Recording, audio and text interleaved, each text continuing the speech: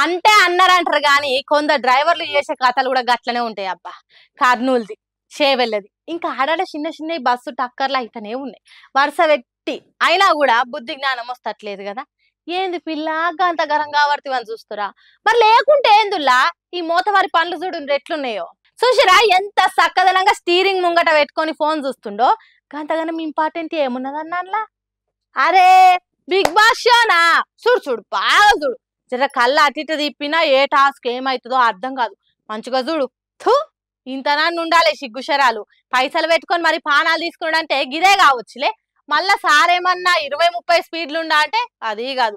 80-90 వేగంలా గాలే నడుపుతున్నాడు బస్సును. రోడ్డుకి ఏది అడ్డం వస్తేంది, దేనికి గుద్దితేంది. నాకు బిగ్ బాసే ఇంపార్టెంట్. మా అంటే ఏముంది, ఏదన్నా ఎటమటం అయితే టక్కరై ప్యాసింజర్లే కదా చచ్చిపోయేది అన్నట్టు. పబ్లిక్ పానాలంటే లెక్క లేకుండా ఫోన్లలో మూతి పెట్టి నడిపియబట్టిర్రు కొన్ని ప్రైవేట్ ట్రావెల్స్ బస్సులు. ఈ ముచ్చడి ఇప్పుడు సోషల్ మీడియాలో ఇరుగ తిరుగుతుంది కదా. ఉంది గట్టిగానే, డ్రైవర్ కు మైలపోలు తీసేదాకానే ఉన్నది కథ. జర పైలంగుండుర్లా మంది జయంగా మనకు తిప్పలు. ఏందో ఏం పాడు. శుభం బల్కరా శుద్ధపూస అంటే సంక్రాంతి నాటికి చచ్చిపోతాం అన్నాడట. హాగో అట్లనే ఉన్నదట సీఎం రేవంత్ రెడ్డి పనితనము. కేసీఆర్ కంటే కాసింత మంచిగా చేస్తాడు కావచ్చని జనం ఆశపడి ఓట్లేస్తే అందరి బతుకులను ఆద్వానం చేస్తున్నాడు. ఇయో గీ సర్కార్ దవాఖాన చక్కదనము ఎట్లున్నదో చూడుండ్రి. మంచి ఆరోగ్యవంతుడు వచ్చి ఒక్క గంట సేపు ఈ దవాఖానల వంటే దునియాలున్న రోగాలు జోకే తట్టున్నది. చినిగిన పరుపులు, దోమల కోలాటలు, ఇరిగిన మంచాలు, నల్లులు బల్లులు నరమానవుడు నామకే వాస్ ఉండలేనట్టు తయారు చేసిండు. మళ్ళా ఇది ఎక్కడనో ఏజెన్సీ ఏరియాలో కావచ్చు అనుకునేరు. తెలంగాణ రాజధాని హైదరాబాద్ పట్టణంలో ఉన్న కోటి సర్కార్ దవాఖాన ముచ్చటిది.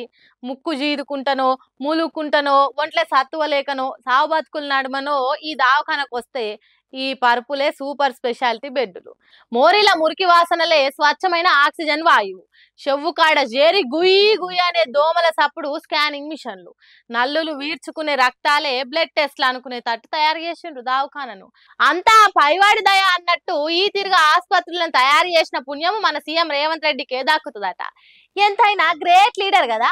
ఇట్లనే పరిపాలిస్తే 10 ఏండ్లేం కర్మ, 50 ఏండ్లు రేవంత్ రెడ్డి సీఎంగా ఉంటాడని పరాశకాలు ఆడుతున్నారు ఆ దావకన్న తీరు చూసిన సామాన్య జనాలు.